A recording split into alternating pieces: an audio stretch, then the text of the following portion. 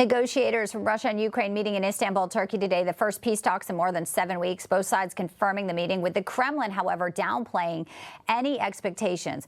Ukraine's President Volodymyr Zelensky saying the talks should focus in part on setting up a summit between him and President Vladimir Putin. To discuss, let's bring in Matthew Whitaker, U.S. Ambassador to NATO.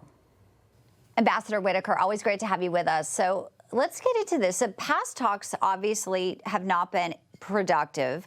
Both sides now say they want to end the war, but it looks very different depending on what country you are. And we've seen these continued attacks on Kyiv. It does seem like this could be another stall tactic for Russia. What is your take on the talks? Yeah, I think there's a lot of things. You know, the previous 2 rounds of talks, while they didn't agree to a ceasefire, they have agreed to exchanging prisoners, exchanging bodies of fallen soldiers. And so there's been some progress. There's a framework to have these discussions. This is the 3rd round. I'm hoping, and I know that President Trump really wants a ceasefire and then negotiations that can get to a lasting peace.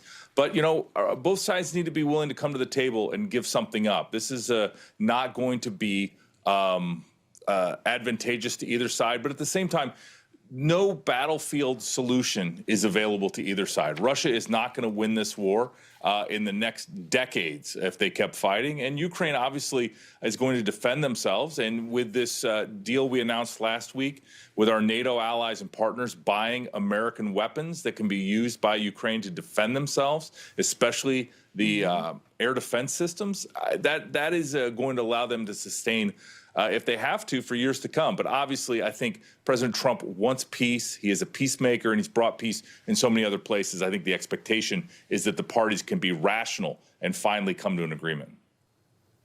We certainly hope that is the case.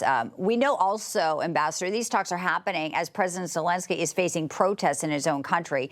There is a controversial bill he signed. Critics say it curbs the independence of 2 prominent anti-corruption agencies. So that is the domestic issue plaguing him. And you know, as you just said, if you're not going to win on the battlefield, getting a win at home perhaps would be to bring some peace. What do you read into that? Obviously, he's been heroic, and he's been, you know, this is a very long war we're dealing with now. As you mentioned, President Trump has been trying to get both sides to a table here. But internally, there does seem to be more questions about what Ukraine also looks like moving forward as well, not just when it comes to geographically.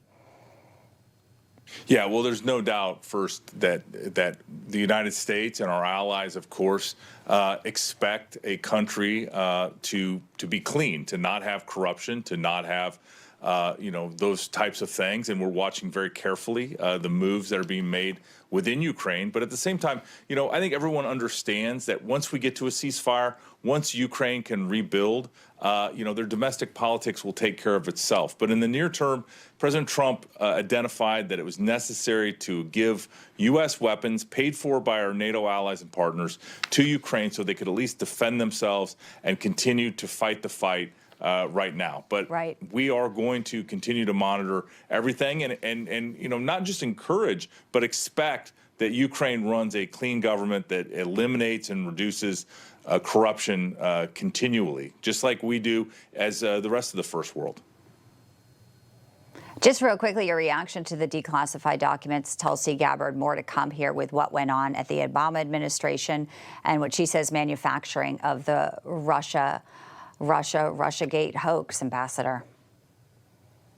Yeah, I'm just glad that this is all out in the open, that we understand now how this fake news, completely manufactured controversy that was the Russian collusion hoax was invented by the Obama administration and then perpetrated by, you know, Comey, Clapper, and others. And, you know, I expect that both the Department of Justice and the FBI will see if there's any opportunities to pursue justice in this case, because, you know, President Trump was wrongly smeared with false allegations. I was there in the first Trump administration. I know exactly what was happening, what it felt like to have bombshell after bombshell and have an intelligence community that was leaking together with, you know, the former leaders and so of those different intelligence agencies. So